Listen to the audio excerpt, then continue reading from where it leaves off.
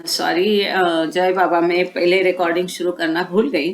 पर हम अब्दुल्ला पकरवान के बारे में देख रहे थे कि बाबा ने 21 जनवरी को उसको छोटा बाबा नाम की उपाधि दी। और इस अवस्था ने बाबा ने कहा कि छोटा बाबा की पूजा तक की जा सकती है, उसको कोई नुकसान पहुंचाए बिना, लेकिन जो पूजा करेगा उसको लाभ जरूर होगा। आगे यहाँ दिया है कि राजा राम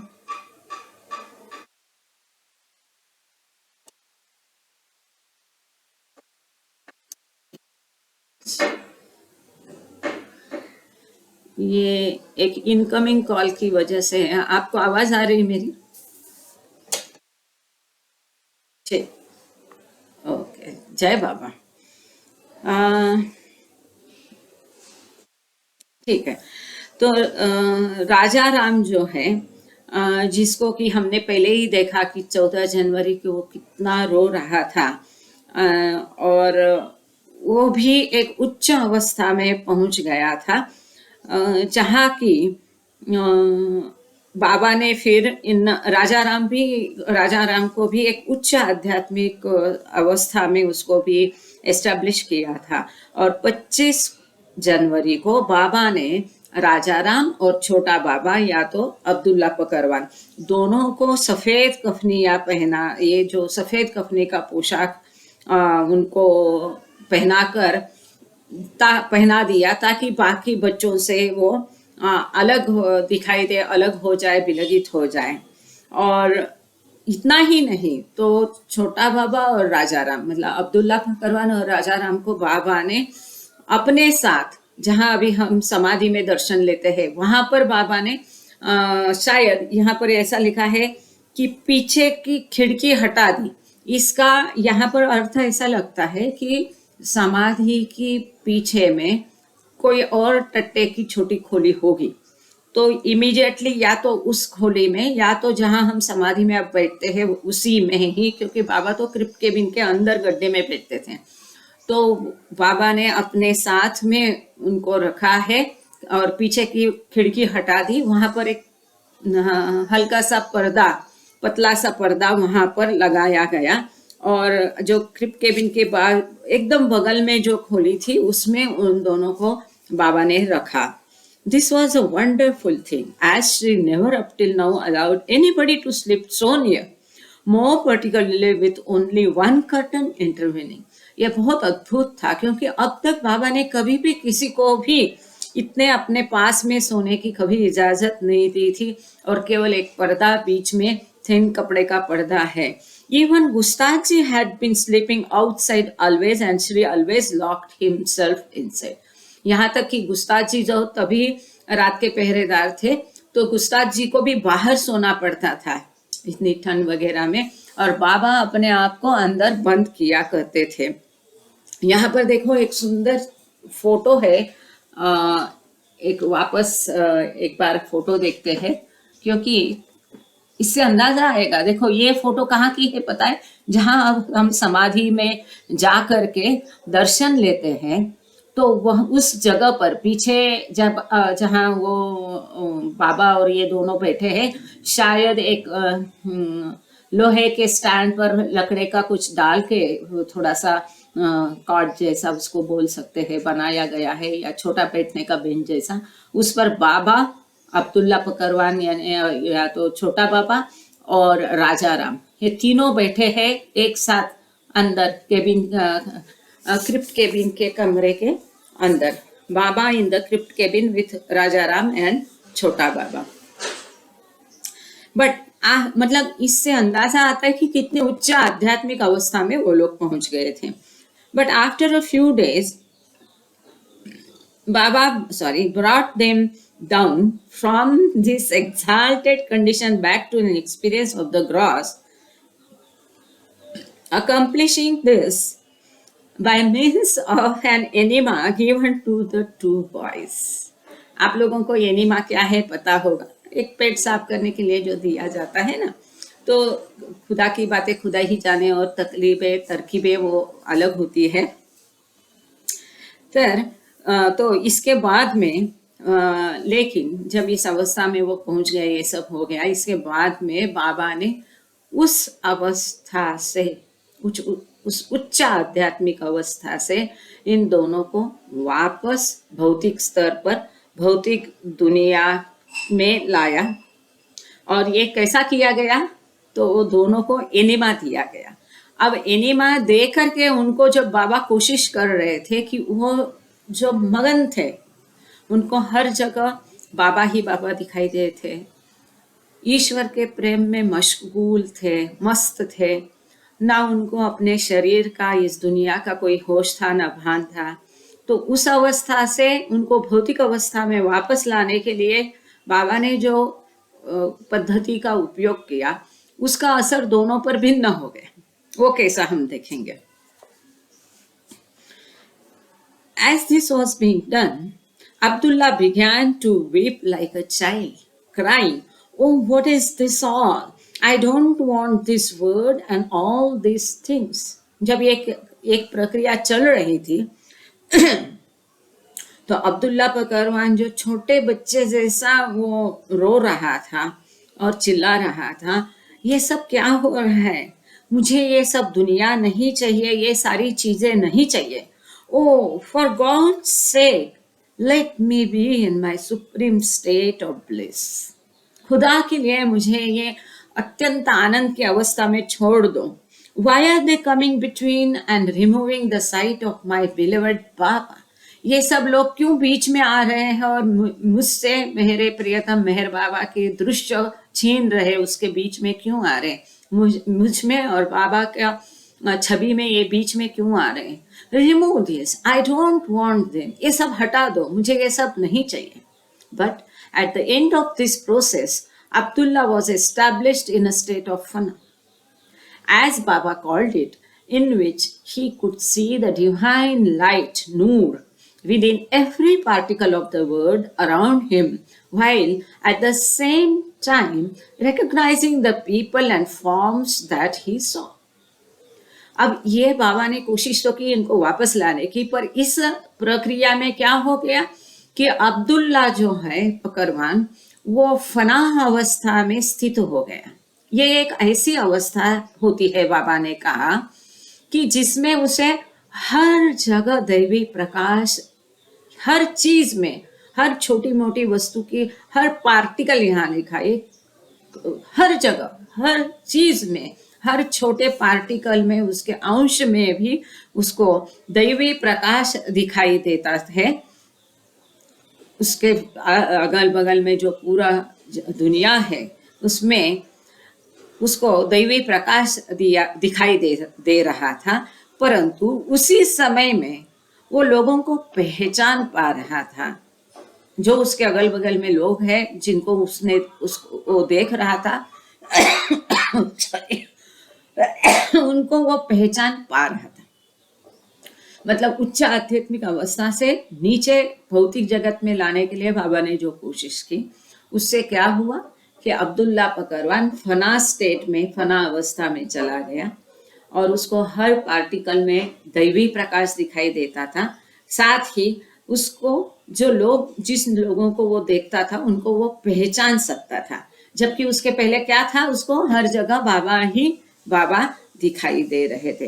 एज अगेंस्ट दिस, इसके विपरीत अब राजा राम की क्या अवस्था हुई वो देखते हैं। यहाँ राजा राम की भी एक तस्वीर है, उसको देख लेते हैं। ये है राजा राम। क्या मासूमियत है, दिखाई दिया?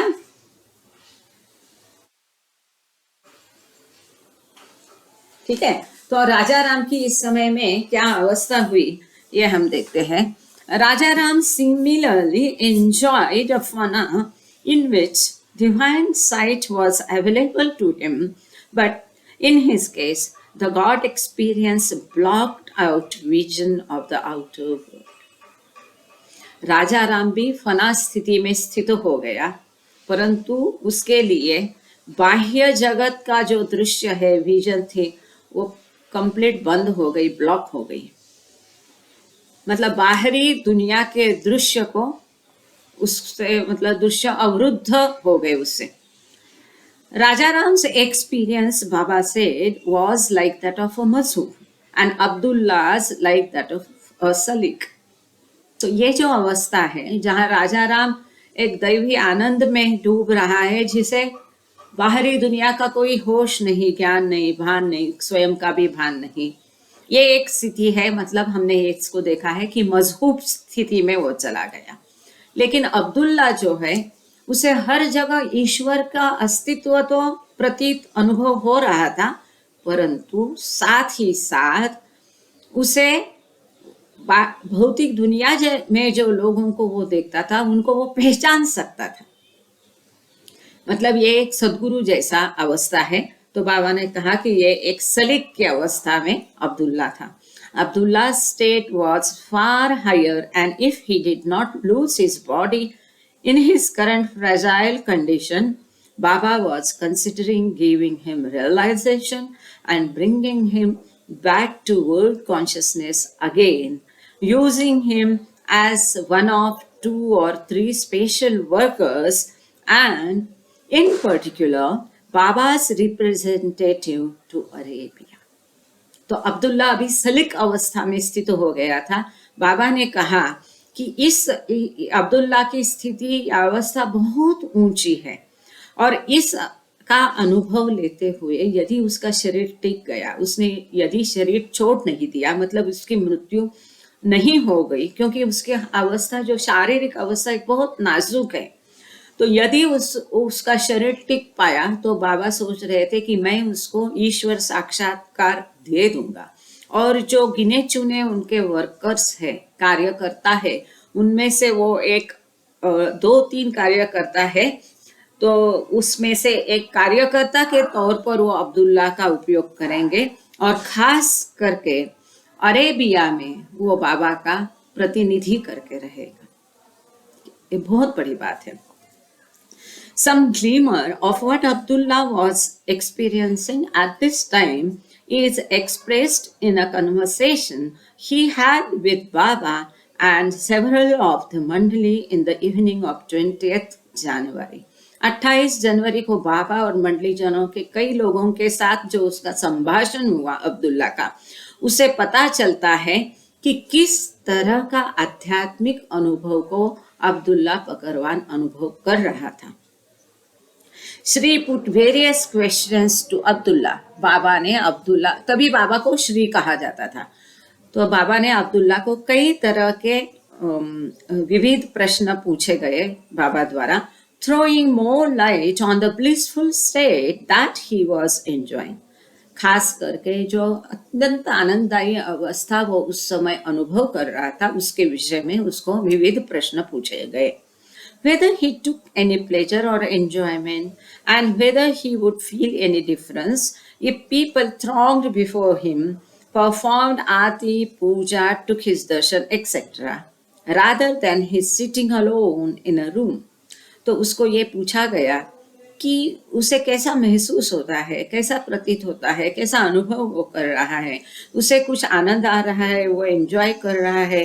यदि लोग उससे बुरा व्यवहार करेंगे या उसकी आरती उतारेंगे, पूजा करेंगे, दर्शन लेंगे, तो उससे केवल अकेला वो रूम में बैठा रहे, इसके बजाय यदि लोग उसकी आरती करेंगे, पूजा करेंगे, तो उसको कुछ आनंद होगा क्या? वो उस अवस्था को अनुभव एंजॉय करेगा का? ऐसा उसको सवाल पूछा गया।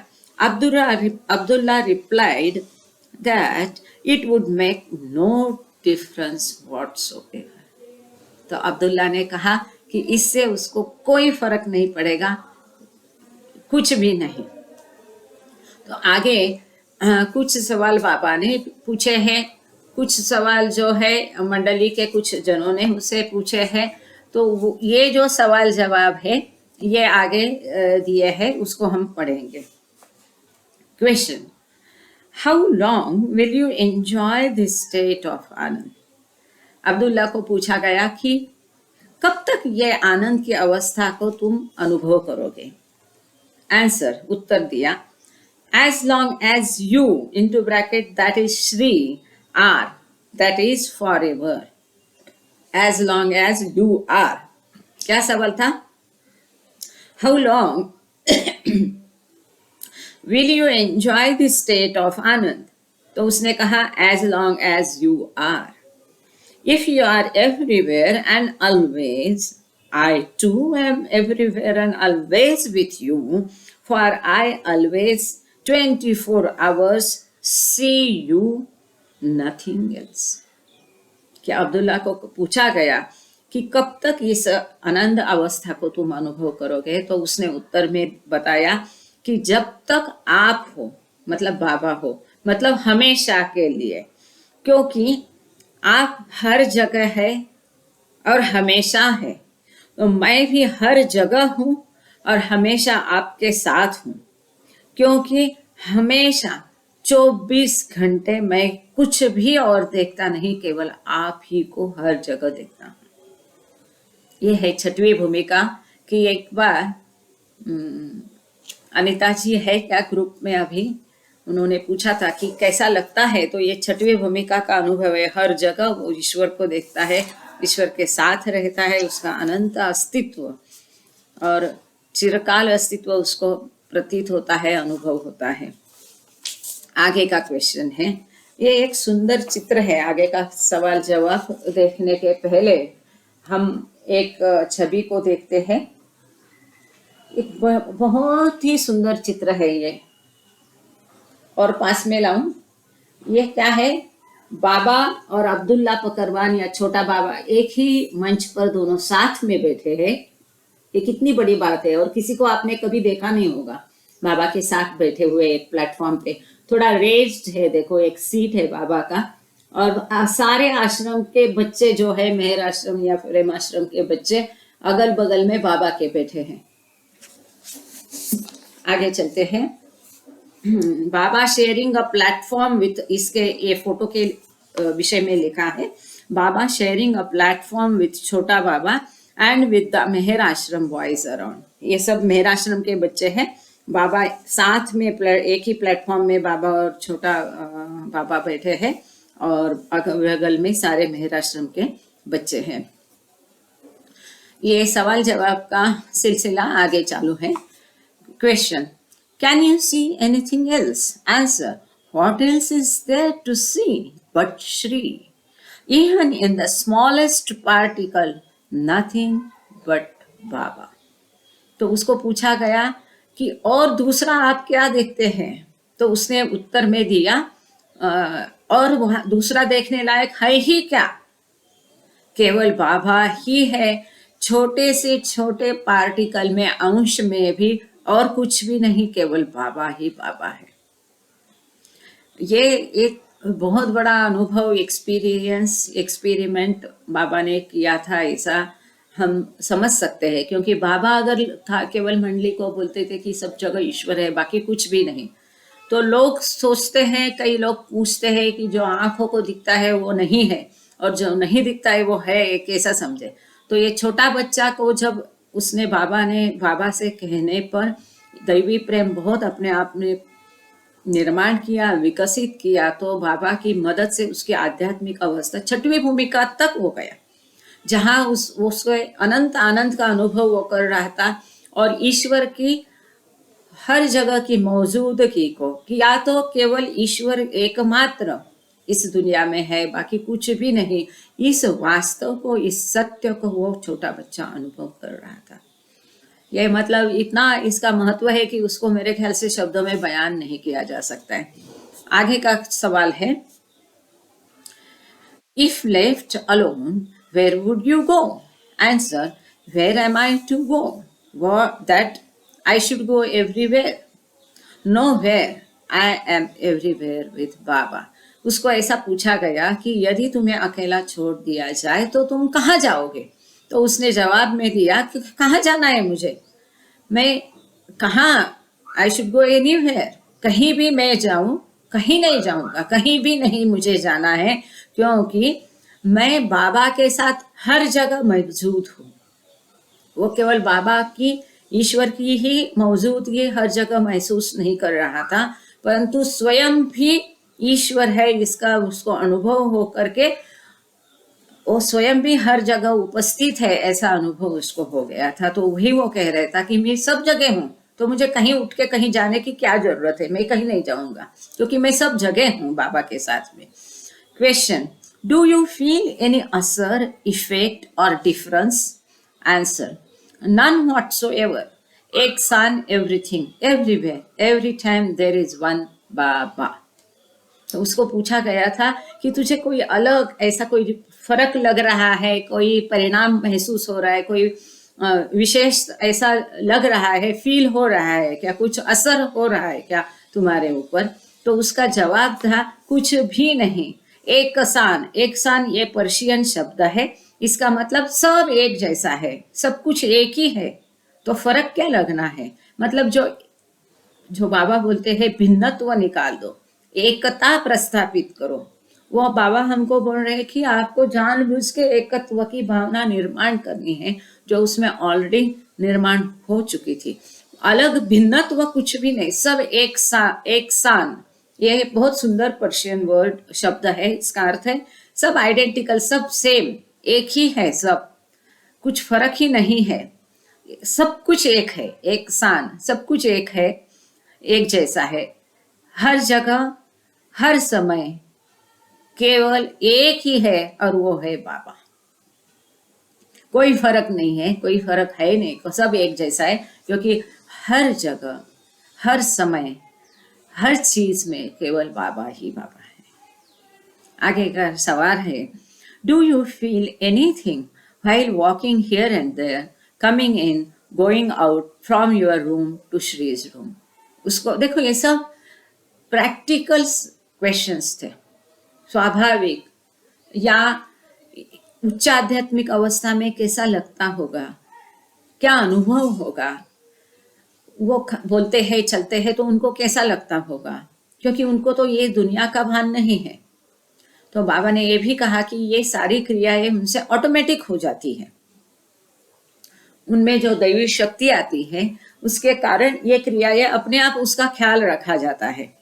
तो यहाँ उसको पूछा गया कि जब तुम्हें कुछ लगता है क्या, डू यू फील एनीथिंग, कुछ लगता है, कुछ महसूस होता है क्या, अनुभव होता है क्या, जब आप चलते हो यहाँ से वहाँ, अंदर आते हो, बाहर जाते हैं, और आपकी रूम से बाबा की रूम में आप जब जाते,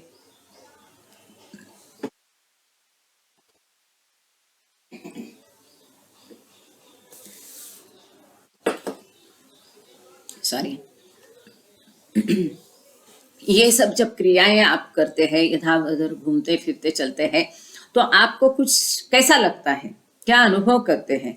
तो उसने कहा कुछ भी नहीं, कोई नो फीलिंग, कोई अनुभव नहीं, कोई भावना नहीं है, ये सब ऑटोमेटिक होता है, अपने आप में होता है, इट इज ऑल ऑटोमेटिक, अपने आप वो होता है, वहां दिमाग मन लगाने का कोई बात ही नहीं होता है। Baba went on to explain to the Mandali that Abdullah's movements and all these answers were coming from him automatically without any of his mind's involvement. तो बाबा ने मंडली जन को स्पष्ट किया कि ये अब्दुल्ला जो भी अभी क्रियाएं करता है, उसके जो भी जवाब आ रहे हैं, ये सब अपने आप आ रहे हैं, ऑटोमेटिक आ रहे हैं, कोई इसमें उसके मन का कोई भी इन्वॉल्वमेंट नहीं है, मन शामिल नहीं है, या सोच के या मन से या अपने बुद्धि से ये जवाब नहीं दे रहा है, ये सब स्वाभाविकता से अपने आप आ जाते हैं। Though Abdullah and Raja Ram were distinguished by the high order of what they were experiencing, which Baba compared to the fana of advanced saints, they were by no means the only boys who had succeeded in creating prem, as Baba had been enjoining upon them to do. जैसे कि बाबा सब बच्चों में अपने में दैवी प्रेम निर्माण करके उसको विकसित करने के लिए सभी बच्चों को बाबा प्रोत्साहित कर रहे थे, तो केवल अब्दुल्ला और राजा राम दो ही नहीं है, उनकी उच्च आध्यात्मिक अवस्था के कारण उनको बाकी अलग से पहचान लिया गया, पहचान दी गई है, क्योंकि उनकी उच्च आध्यात्मिक अवस्था है, अनुभव है, वो फना अवस्था में है, जो कि एक संत की अवस्था होती है। तो भी केवल वही का एक दो ही नहीं थे कि जो दैवी प्रेम अपने में निर्माण करके विकसित करने में यशस्वी या सक्सीड हो गए थे, कामयाब हो गए थे। ऐसे केवल वो दो ही नहीं थे, तो और कौन था? वसंत, Ramaji, लोभाजी and several others are much mentioned in the diaries for their constant weeping and unwillingness to be parted from Baba's company, even for a short period. तो इनके अलावा वसंत है, वसंत किम्बू ने, रामाजी, लोबाजी और अन्य कई सारे जो थे जिनका उल्लेख डायरी में है, वो सतत रो रहे थे और बाबा से जुदा होने के लिए, अलग होने के लिए, थोड़े भी समय के लिए बाबा से जुदा होने के लिए, अलग होने के लिए वो तैयार नहीं थे, अनविलिंग थे। यहाँ हमें एक बात को गंभीरता से ध्यान से देखना है, विचार करना है कि इन बच्चों को देखो, ये अब्दुल्ला पकरवान है, राजा, ये केवल कहानी करके इसको छोड़िए मत, ये मेरी गुजारिश है। देखो, इन बच्चों को बाबा ने जप कराया, तप कराया, उपवास कराया, भजन क्या कराया? कुछ नहीं कराया। हाँ, भजन जरूर करते थे। सबसे अहम बात थी कि बाबा ने हमेशा उनसे कहा कि दैवी प्रेम निर्माण करो, उसको और बढ़ाओ और बढ़ाओ और विकसित करो, और इसके साथ में उसका महत्व उनको समझ में आए। ये दुनिया कैसी मायावी है, कैसे उसकी उत्पत्ति हो गई, वास्तव क्या है, इसके लेक्चर बाबा रोज उनको स्वयं देते गए। उनसे कोई अनुष्ठान, कोई यज्ञ, कोई पूजा, कोई तप, जप बाबा ने कराया? बिल्कुल नहीं। है ना, महत्वपूर्ण बात है ना। इतनी असाधारण प्रगति उन्होंने साध ली इसी जन्म में, लेकिन किसके माध्यम से? केवल वो लेक्चर और प्रेम। कई लोग बोलते हैं, अरे बाबा का भजन पूजन बाकी है, ये किताब विताब क्या पढ़ना है। उन्होंने, उनको बाबा ने किताब नहीं पढ़ाई, ऐसा नहीं। तो एक खास तास था, उनका लेक्चर होता था केवल आध्यात्म के विषय पर। कई संतों, महात्मा, सदगुरुओं की कहानियां उनको बताई जाती थी, समझाई जाती थी, उसका असर उनके ऊपर हो गया। बाबा ने स्वयं इतने गहन लेक्चर के, सामान्य हम लोगों की भी समझ के परे ऐसे लेक्चर उनको इतने टीनेजर्स को दे दिए। और हर लेक्चर का सारांश अंत किससे होता था? जैसे बोध कथा होती है, उसमें आखिर में क्या होता है, इससे क्या बोध लेना है। तो हर लेक्चर के अंत में बाबा कहते हैं, क्रिएट प्रेम, और बढ़ाओ और विकसित करो। तो केवल प्रेम के माध्यम से और चंद ये लेक्चरों के माध्यम से बाबा ने इतनी उच्च अवस्था को उनको लेके गए। ये उससे उनका मार्गदर्शन तो हो ही गया, उनको समझ में आ गया, क्योंकि कई जनरेशंस टू जनरेशंस विचारधारा अलग होती है, वो बदलने में डेफिनेटली निश्चित है कि बाबा ने स्वयं उनकी मदद की, लेकिन सभी 100, 150, 200 बच्चों की बाबा ने मदद की। उनमें से कितने लोग, ये कितने बच्चे ये हासिल कर पाए? 25, छोटी मात्रा में, क्योंकि उन्होंने बाबा पर विश्वास किया, बाबा जो कह रहे वो मान लिया, उसमें 100% अपना अंतःकरण रखा, उसको समझकर, सुनकर जो बाबा कह रहे थे वैसा ही उन्होंने किया, उसके ऊपर अमल किया। बाबा ने कहा दैवी प्रेम निर्माण करो, तो उन्होंने वो करने की कोशिश की। बाबा ने कहा सतत मेरा स्मरण करो, उन्होंने सतत बाबा को नजर के सामने रखा, तो इस उच्च अवस्था को वो पहुंच गए। एक अहमियत है, इस खास बात को यहाँ के इसमें किताब में नहीं दिया, ये पढ़ते पढ़ते मेरे ध्यान में आया कि देखो, कोई यज्ञ, याग, पूजा, आरती, अगरबत्ती, कुछ फूल, माला कुछ था? कुछ भी नहीं था, जिसके माध्यम से ये लोग इतनी ऊंची अवस्था को प्राप्त किए। आगे चलते हैं। In fact, With the Mandali, Baba had begun to identify 20 or 25 of the boys who were finding it impossible to study and whom Baba was beginning to segregate from the others in what soon emerged as the Prem Ashram. तो मंडली की सहायता से बाबा ने ये 20-25 बच्चों को identify किया, उनको पहचान लिया, उनको चुन लिया कि जो सचमुच में ये आध्यात्मिक प्रगति कर रहे थे, जिनको अपना भौतिक अभ्यास पे ध्यान देना असंभव हो रहा था, उनको बाबा ने मंडली जन की सहायता से चुनकर अलग किया बाकी लोगों से, और इससे ही जल्द ही प्रेम आश्रम की स्थापना हो गई। हमने इस लेक्चर के शुरू में ही ये दिया है कि प्रेम आश्रम का उदय कैसा हुआ, क्योंकि मेहर आश्रम का उद्देश्य जो कि आध्यात्मिक शिक्षा ये था, परंतु उसमें से ये 20-25 बच्चे जो थे ये बहुत उच्च आध्यात्मिक स्तर प्राप्त किए, तो उनके लिए मेहर आश्रम में आध्यात्मिकता के साथ ही बाकी भौतिक विषय भी पढ़ाए जाते थे। तो उनके लिए ये असंभव हो गया। उस आध्यात्मिक अवस्था पर पहुंचने के बाद, उसको अनुभव करने के पश्चात ये भौतिक विषय के ज्ञान को प्राप्त करना, उसका अभ्यास करना उनके लिए असंभव, मुश्किल हो गया। तो उनको बाकी बच्चों से अलग किया, क्योंकि बाकी बच्चों का जो अभ्यास में या उनकी पढ़ाई में कोई रुकावट या नुकसान बाबा नहीं चाहते थे। साथ ही जो बच्चे आध्यात्मिक प्रगति कर रहे थे, उनकी प्रगति वैसी ही जारी रखने के लिए। Yet a prominent entry into this group was Sayyid Ali, who from soon after his arrival in November had exhibited an intense personal devotion to Baba, but who hid his feelings at a time when many of the boys were overflowing with them and maintained a level of decorum and obedience. इसी समय एक बहुत महत्वपूर्ण इस दल में एक दाखिल हो गया था, जो कि सैयद अली, जिसको कहा जाता है आगा अली।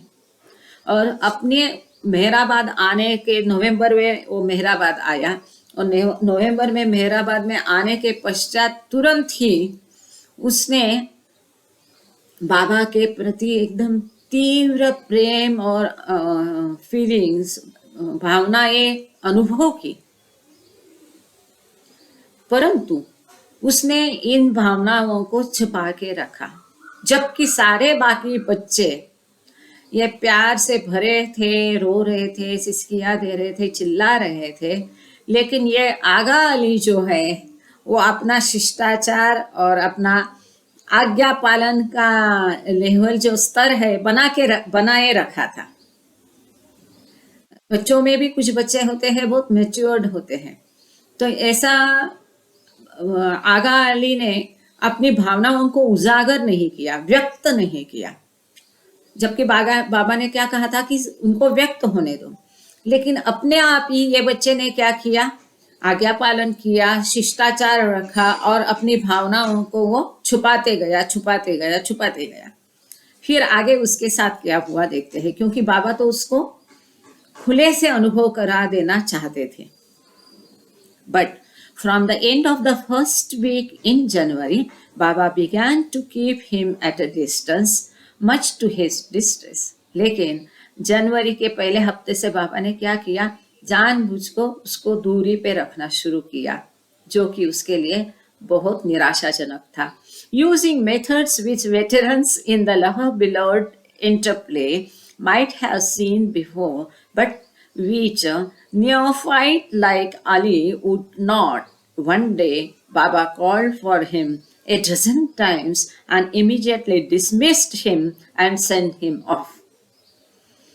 जो दिग्गज है, उन्होंने तो ये प्रेम और प्रेमिका के, प्रेमी और प्रियतम के बीच में जो ऐसा खेल चलता है, पास लेना, जानबूझ के उसको अनदेखा करना और फिर दूरियां रखना, फिर नजदीकी या बढ़ाने के लिए, ये सारा जो खेल है वो दिग्गजों के लिए आम बात होगी, परंतु एक अली नौसिखिया जो था, एक छोटा बच्चा था, उसके लिए ये एक आम बात नहीं थी।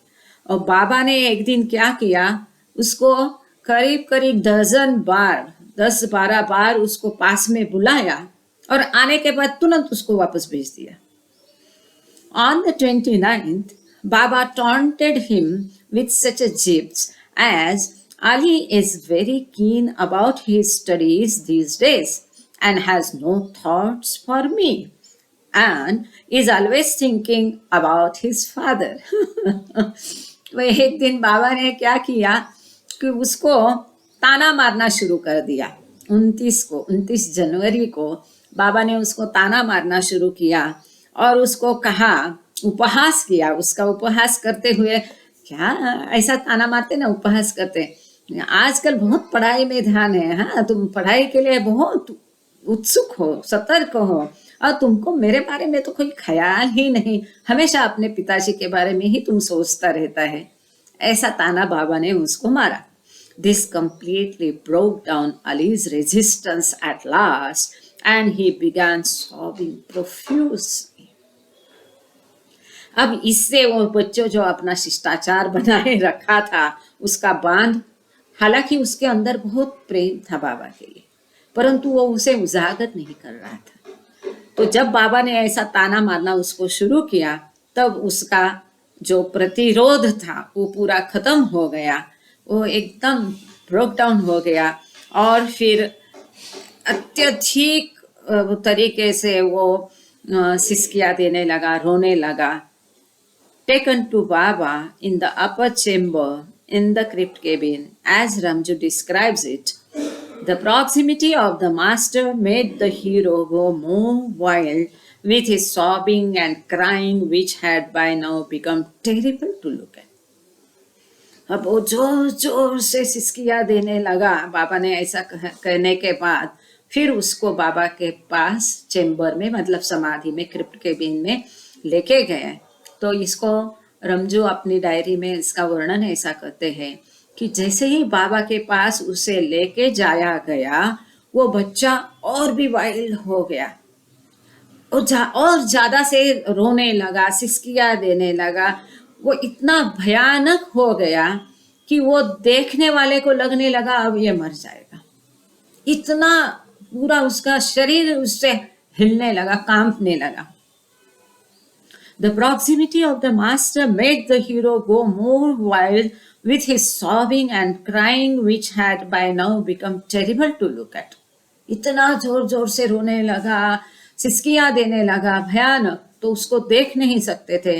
The sobs were heart-rending and Ali's whole frame shook as if vibrating with a high voltage electric current, while tears rolled down from his eyes in an unbreakable chain. उसके आंखों से टप टप टप टप टप टप आंखों की अखंड धारा बहती थी और उसका सिसकियों से उसका पूरा शरीर ऐसा कांप रहा था मानो कोई हाई वोल्टेज का करंट, बिजली का करंट उसमें छोड़ा गया है। इस तरह से उसका पूरा शरीर कांप रहा था। So terrible were Ali's gasps and sobs that onlookers began to fear that he would die. Ali का ये रोना, उसकी सिसकियां, उसका हाफना इतना भयंकर था कि देखने वाले को लगा अब ये मर जाएगा। आप लोगों को मालूम है ना, छोटा बच्चा बहुत ज्यादा रोता है और ज्यादा रोता है, फिर उसका दम घुट जाता है। तो कुछ इस तरह से इतना रो के वो सिसकियां दे रहा था, हाफ रहा था कि ऐसा लगा कि अब ये नहीं बचेगा।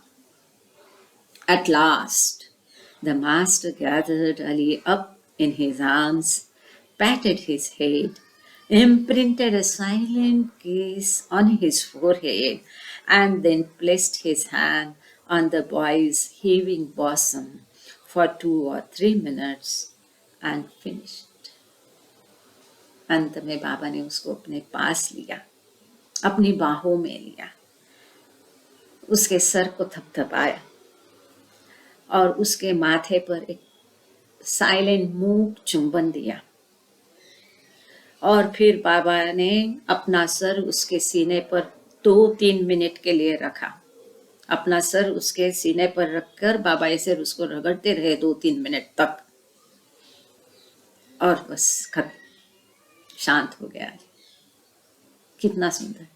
उसको उसके प्रेम के खातर उसने उसको उजागर करने के बाद बाबा ने उसको अपने आवेश में लिया, बाहों में भर लिया, उसका सर थपथपाया, उसके माथे का चुंबन लिया और अली के सीने पर बाबा अपना सर रगड़ते रहे। कितना सुंदर, क्या उसका भाग्य, क्या उसका नसीब। Ali became as calm as a mill pond. एक चक्की रहती है ना, एक चक्की चलाने के लिए तालाब बनता है, शांत रहता है, वो पानी हिलता नहीं है। तो ये चक्की के तालाब जैसा अली एकदम शांत हो गया। No sound, no vibrations, no movement, कोई आवाज नहीं, कोई कंपन नहीं, कोई हलचल नहीं, एकदम शांत, एक तालाब के भांति को अली एकदम शांत हो गया बाबा के स्पर्श से, बाबा का ये प्रेम प्रकट करने से। He seemed to be sound asleep. ऐसा लग रहा था कि वो गहरी नींद सो रहा है। Not the slightest stress of the terrible storm remained visible on his features. अभी जो भावनाओं का भयंकर तूफान आके गया, उसका कुछ हल्का सा भी चिन्ह अभी पीछे नहीं रह गया था।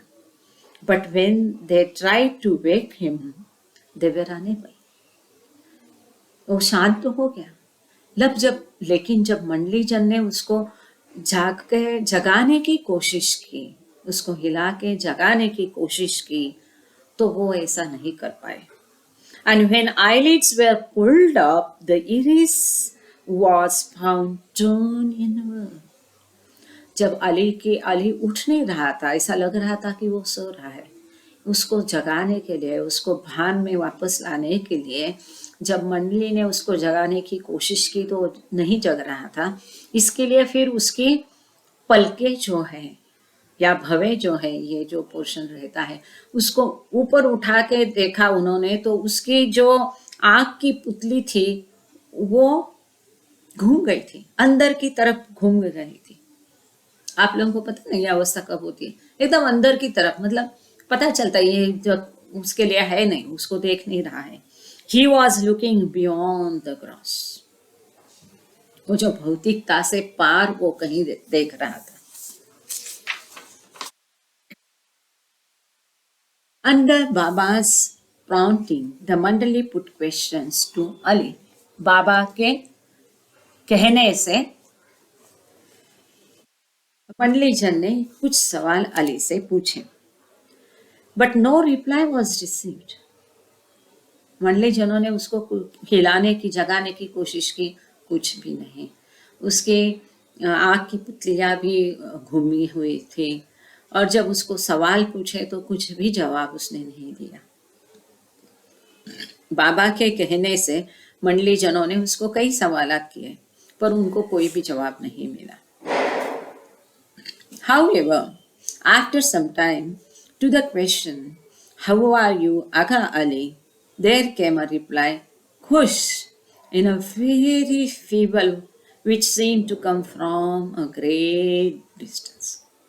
लेकिन कुछ समय पश्चात जब उसे पूछा गया कि आगा अली तुम कैसे हो, तब जवाब आया, खुश।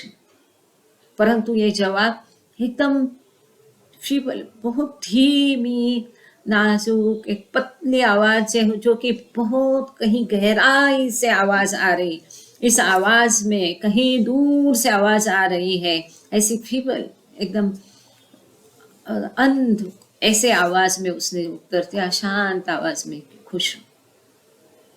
The following two questions were similarly replied by him. आगे दो और दिए है सवाल, वो भी उसने उसका भी जवाब दिया। What do you see? Baba. Where? Everywhere. पहले तो आगा अली को पूछा गया कि तुम कैसे हो? उसने बोला मैं खुश हूँ। फिर उसको पूछा गया कि तुम क्या देख रहे? तो उसने जवाब दिया मैं बाबा को देख रहा हूँ। कहाँ देख रहे? हर जगह देख रहा हूँ। ये कौन था? आगा अली। सिमिलरली किसका एक्सपीरियंस था? अब्दुल्ला पकरवान राजा राम का। The diaries from the period provide many more accounts such as these and give a glimpse of the extraordinary love outpouring that Baba had succeeded in eliciting from this core group of boys. इस समय की जो diarrhoea है विविध, उसमें ऐसे कई सारे घटनाएं दी गई है जिससे कि एक ये जो असाधारण प्रेम का अनुभव ये बच्चे कर रहे थे या बाबा उनको दे रहे थे, उसके जो एक बाबा ने इन बच्चों में, इन एक खास बच्चों के दल में बाबा ने जो ये प्रेम की ज्योति प्रज्वलित करने में बाबा कामयाब हुए थे। ऐसी कई सारी घटनाएं हैं डायरीज में इससे जैसी दी गई, जो कि ये प्रेम का प्रगटीकरण जो असाधारण था उसको प्रतीत करती है।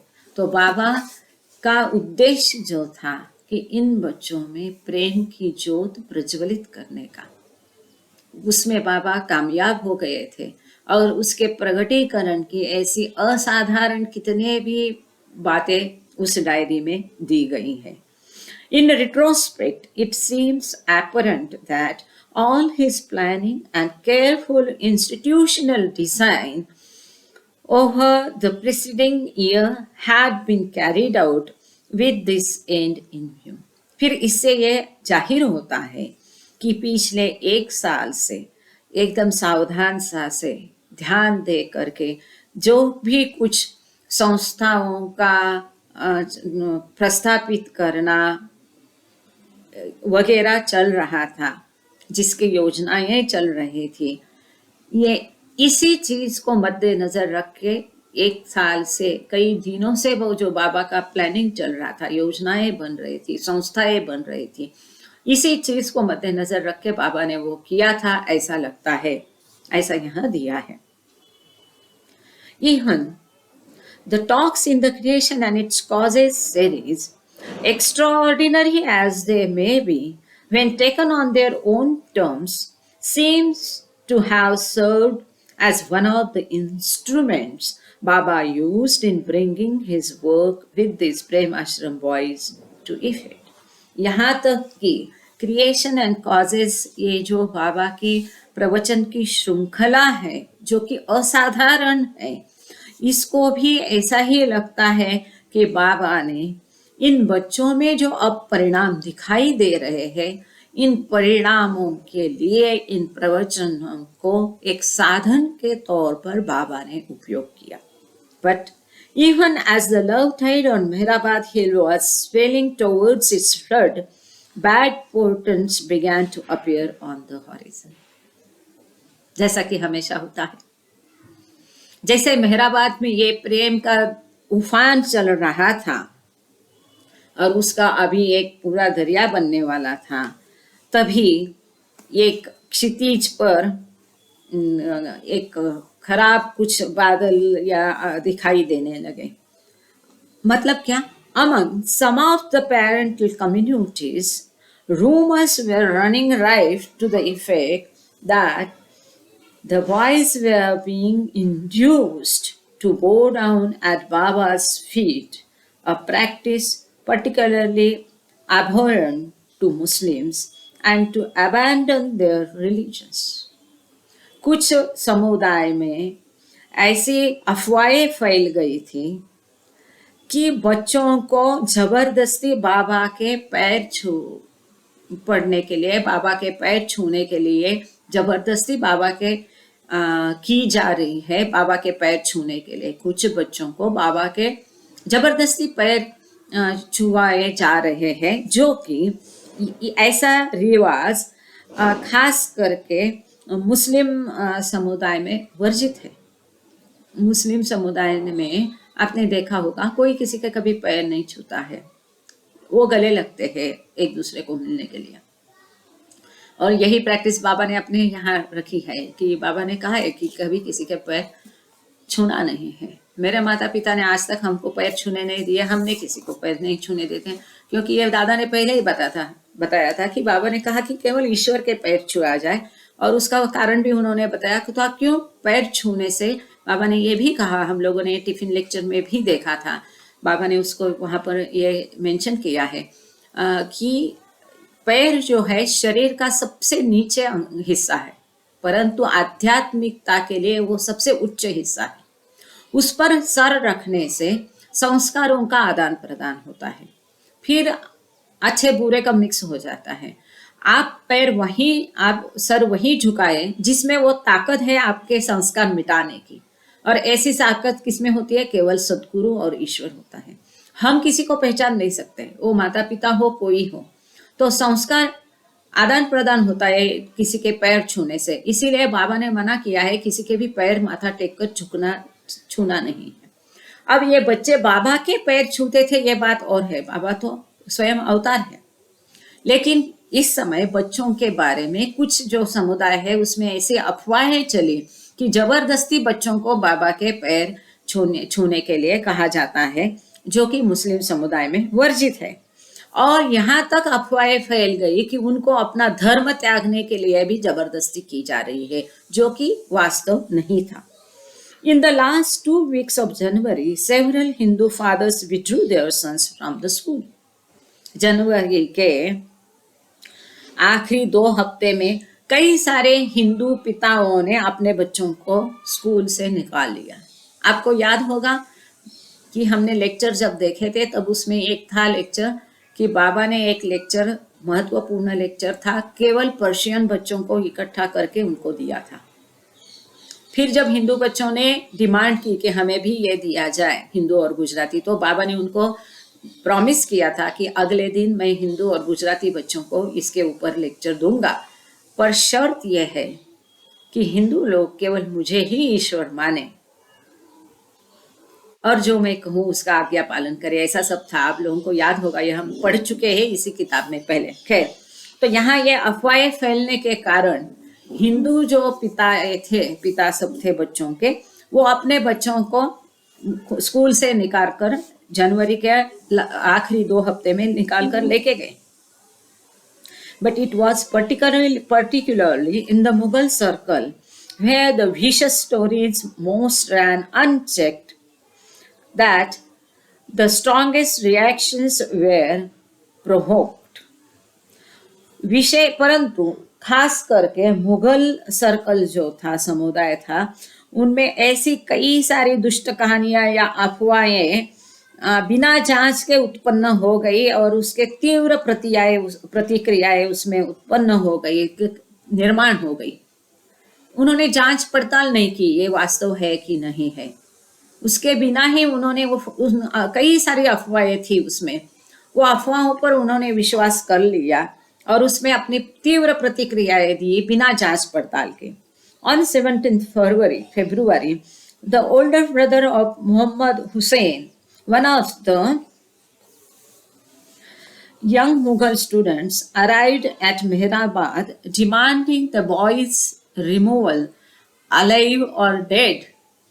Unrelenting and unpersuaded by the school staff, in the end, the brother grabbed the sobbing boy, shook and slapped him, and dumped him into a tank. 17 फरवरी को मोहम्मद हुसैन नाम का एक छोटा मुगल स्टूडेंट था, विद्यार्थी था, उसका बड़ा भाई उसके लिए मेहराबाद लेने के लिए आया और वो एकदम तीर हाशता, उसे मेरे भाई को मैं जिंदा या मुर्दा लेके जाऊंगा, और किसी भी तरह से मंडली जनों ने जो उसके प्रयास किए उसको मनाने के, उसका कोई फायदा नहीं हुआ और अंत में वो बच्चा रो रहा था, प्रतिकार कर रहा था, फिर भी वो बच्चे को ऐसा ही रोते हुए उसने बच्चे को मारा भी और जबरदस्ती उठा के उसने उसको टोंगा में भर दिया। As they drove off, the boy cried out, "Tell Baba I am being dragged and driven away. I won't forget him, but convey to him my last weeping words, not to forget his promise to me. देखो, एक छोटा बच्चा है, जबरदस्ती उसका भाई उसको रोते बिलखते मना कर रहा है, फिर भी ठोक के ठाक के उसने उसको टोंगा में बिठा के लेके गया। अब टोंगा निकलते निकलते वो बच्चा बाकी लोगों को चिल्ला के रोते रोते बोल रहा है कि बाबा को बताओ, मुझे जबरदस्ती लेके गए हैं, मैं बाबा को कभी भूलूंगा नहीं, और बाबा को मेरे ये अंतिम रोते हुए शब्द की बताना। Convey to him my last weeping, Baba को ये मेरे अंतिम रोते हुए शब्द बताना कि उन्होंने जो मुझे वचन दिया है उसको भूलना नहीं। But worse was to follow, पर इससे और खराब आने वाला था। 3 days later, a telegram from one of Baba's disciples in Bombay warned the ashram that Ali's father wanted him back. 3 दिन पश्चात बम्बई से एक टेलीग्राम भेजा गया, जिसमें कि बाबा ने शिष्य ने, जो कि मुंबई में रहता था, उसने आश्रम को आगाह किया कि अली का पिता जो है वो अली को वापस, सैयद अली उसका नाम, उसको आगा अली बोलते हैं, सॉप्स एंड थ्रॉप्स का हीरो, तो उसको बाबा के शिष्य को पता चला और उसने आश्रम को खत लिखकर बता दिया गया कि अली के पिताजी भी उसको वापस लेने के लिए मांग रहे हैं उसको वापस। On 25th February, the father arrived at Mehrabad in person, and after a long day of intense and fruitless negotiations, in the late afternoon, he drove off in a tonga with his son in tow. 25 फरवरी को आगा अली के पिताजी Mehrabad आए। पूरे दिन काफी सारी चर्चा की, कई सारे निगोशिएशंस के, कई तरीके से मंडली जनों ने उसको मनाने की कोशिश की, लेकिन वो सब व्यर्थ हुई। और शाम को अंततः उसने अपने बेटे को टोंगा में डाल के वो भी लेके गया, मतलब आगा अली। ठीक है। Over the year that followed, अच्छा मुझे बताना, हाँ ठीक है समय है हमारे पास। ये बहुत दिलचस्प कहानी चल रही है, इसको थोड़ा सा देख लेते हैं, फिर आगे हम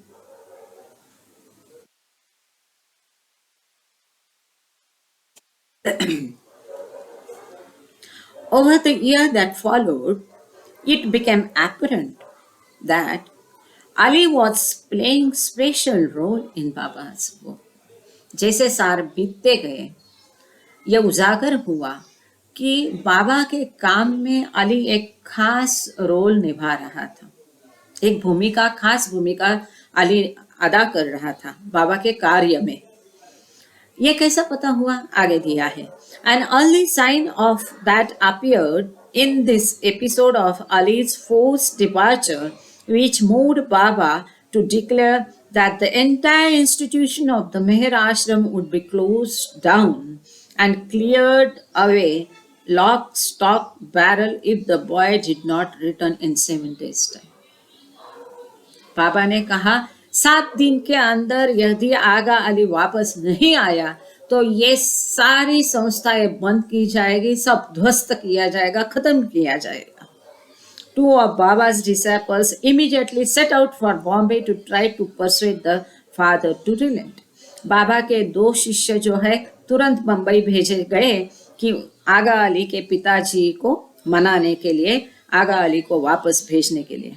6 days later, they returned to Mehrabad, defeated and utterly rejected. 6 दिन के बाद ये बाबा के शिष्य मेहराबाद वापस आए, पराभूत होके, utterly dejected, मतलब उनकी कोई भी बात उसके पिताजी ने मानी नहीं और वो निराशा की अवस्था में वापस आए। Meanwhile, Ali was being kept at his father's house as a virtual prisoner under constant watch. He refused all food, even when his father drew a knife on him and ordered him to eat eggs and meat. इसके दौरान आगा अली को उसके पिताजी ने अपने ही घर में prisoner जैसा रखा था, बंदीवास में रखा था। उसके ऊपर निगरानी के लिए, वॉच रखने के लिए, पहरे के लिए एक आदमी को तैनात किया था। उसको कहीं बाहर जाने की मना नहीं थी। उसको अपने ही घर में बंदी करके रख दिया था। और यहाँ तक कि उसने कुछ भी खाने से लिए मना किया। वो खाना पीना भी वो बच्चा छोड़ दिया। वो बंदी तो उसको बना सकते थे, छोटा बच्चा है, परंतु खाने के लिए वो छोटा बच्चे ने मना किया। उसने, उसके पिताजी ने यहाँ तक कि उसके गले पर छुरी रख के उसको धमकाने की कोशिश की। फिर भी उसको अंडे और मटन खाने के लिए उसको आज्ञा दी, जबरदस्ती की, धमकाया, फिर भी उसने कुछ भी नहीं। But as in a great adventure film, Ali managed his escape in the nick of time, stealing a few coins from the home business cash box, dashing through the streets of Bombay to Victoria Terminus and catching the Madras mail train. परंतु अंत में एक कोई adventure film रहती, धाड़सी मारधाड़ की film रहती है ना, मूवी, इसके जैसे अली ने वहां से भागने में वो सफल हो गया। और वो बहुत रोमांचकारी है। वो आप सॉफ्ट एंड थ्रॉब्स में जरूर पढ़ना। इतना धाड़स, इतना है, बाप रे, आंख में से आंसू आते हैं कि किस्सा कितनी तकलीफें झेल कर, वो आसान नहीं था, क्योंकि वो आधे रास्ते में पहुंचने में उसको किसी ने देख लिया, फिर उसके पिताजी को खबर की, फिर वो कैसा भागा, ऐसा सब है उसमें। तो किसी तरह से वहां से अली छूट गया एकदम सही समय पे, और अपना जो व्यवसाय का कैश बॉक्स था उसमें से कुछ सिक्के उसने, मतलब पैसे उसके चुराए किसी तरह से, और बम्बई के रास्तों में से भागते कैसा भी वो विक्टोरिया टर्मिनस, वीटी स्टेशन जो है मुंबई का मुख्य स्टेशन, वहां पर चला गया। और वहां पर उसने मद्रास मेल पकड़ के उसमें वो बैठ गया। When he turned up at, देखो एक छोटा बच्चा धाड़स, देखो उसका पिताजी के घर से वो ऐसा कर रहा है केवल बाबा के पास रहने के लिए। और हम कितना क्या सोचते हैं, आसानी से बाबा अवेलेबल है, फिर भी हमको दुनियादारी खींच लेती है। उसको बाबा ने खींच लिया था। Anyway, when he turned up at Mehrabad on the 7th day, he was hailed as a hero. जब 7वें दिन वो मेहराबाद पहुंच गया तो एक हीरो जैसा उसका स्वागत किया गया, और वो उसके काबिल था ही। और बाबा ने कहा था कि 7 दिन के अंदर यदि अली वापस नहीं आता है तो ये सब बंद किया जाएगा। तो बराबर, और बाबा के शिष्य भी गए उसको, पिताजी को मनाने के लिए, लेकिन कामयाब नहीं हुए थे। तो ये बाबा का इंटरनल वर्किंग होता है। लेकिन अली को जो अपनी तरह से अपनी भूमिका निभानी थी, उसका कार्य करना था, उसकी मेहनत करनी थी, उसको रेजिस्टेंस था, जो भी पिताजी कहे वो नहीं करने का, और बाबा की तरफ जाने के लिए उसको जो भी कुछ करना था, सारे हालात संभाल के, इतना कष्ट सह के, चल के, ये करके किसी तरह से वो मेहराबाद वापस पहुंच गया, अकेला बच्चा। तो उसका एक हीरो जैसा स्वागत किया गया। बाबा कॉल्ड ऑफ स्कूल, बाबा ने स्कूल को छुट्टी दी उस दिन। Wrapped him in an ornamental shawl, एक बड़ी अच्छी सी शॉल में उसको लपेटा गया, उसका सत्कार किया। And paraded him around Meherabad hill to the cheers of the boys. इतना ही नहीं तो पूरा मेहराबाद हिल के अगल बगल में मेहराबाद हिल्स को प्रदक्षिणा करते बच्चों के साथ उसकी प्रोसेशन, मिरौनुक जो कहते हैं, शोभा यात्रा उसकी निकाली गई कि सारे बच्चे उसके आने में चीयर्स, मतलब खुश थे। ऐसे माहौल में उसकी एक शोभा यात्रा निकाली गई मेहराबाद किले पर। As this was happening, the same 2 disciples whom Baba had sent back to Bombay found Ali's father now consenting to let the boy continue his education at the Meherashtra. ये सब जब चल रहा था तब इधर क्या हो रहा था, यहाँ का एक सीन ये हो गया। अब वहाँ का सीन क्या है कि बाबा ने वही 2 शिष्य जो वापस आए थे, या जिन्होंने कहा था कि ये नहीं हो रहा था, उनको वापस उसके पिताजी के पास भेजा था। वो दोनों शिष्य उसके पिताजी को मना रहे थे, और किसी तरह से उसके पिताजी ने परमिशन, क्योंकि पेरेंट्स की परमिशन के बिना बाबा नहीं रखते थे बच्चों को आश्रम में, तो किसी तरह उनके पिताजी का अनुमति लेने में ये दोनों शिष्य कामयाब हो गए और फाइनली अंततः अली के पिताजी ने अनुमति दी कि मेहर आश्रम में अली अपनी शिक्षा पूरी करे। लेकिन कहानी यहाँ नहीं खत्म होती है फिर भी यहाँ बहुत शॉर्ट में दिया है और ठीक है क्योंकि विषय किताब का अलग है। The next day the father suddenly turned up at Meherabad. देखिए, having reverted to his former intransigence, but after an entire night of intense wrangling, finally he signed a stamped bond of agreement. Thus, the great crisis came to happy ending. किसी तरह से दो शिष्य जो है उसको मनाकर आए थे उसके अली के आगा अली के पिताजी को। फिर भी अगले दिन सवेरे उसके पिताजी अचानक मेहराबाद आ गए और जो पहले उन्होंने प्रॉमिस किया था और अनुमति दी थी कि मेहर आश्रम में बच्चा अपनी शिक्षा पूरी करे, उससे वो मुकर गए। परंतु पूरी रात कई सारी चर्चा करने के बाद, मनाने के बाद अंततः बाबा ने उससे, मतलब मंडलीजन ने बाबा द्वारा जैसा बताया गया कि एक स्टैम्प्ड बॉन्ड पेपर पे एग्रीमेंट उससे करा लिया, वो कराने में वो सफल रहे। इस तरह से एक बहुत बड़ा जो क्राइसिस था, प्रॉब्लम था, समस्या थी, वो अंततः एक खुशी के अंत में उसको समाप्त हो गई। अब यहाँ पर आज हम थोड़ा रुक जाते हैं। पेज नंबर 64 पर हम हैं और तुरंत वो पैराग्राफ वहाँ से हम शुरू करेंगे। यहाँ एक दिलचस्प फोटो भी है पर उसको हम जब पढ़ेंगे तभी उसको फोटो को देखेंगे। आज का सेशन हम यहीं रुका लेते हैं। किसी को कुछ कहना है, शेयर करना है, पूछना है? जय बाबा। मैं यहाँ रिकॉर्डिंग रुका देती है। Thank you Baba, thank you all, जय बाबा। Thank you Ketaki.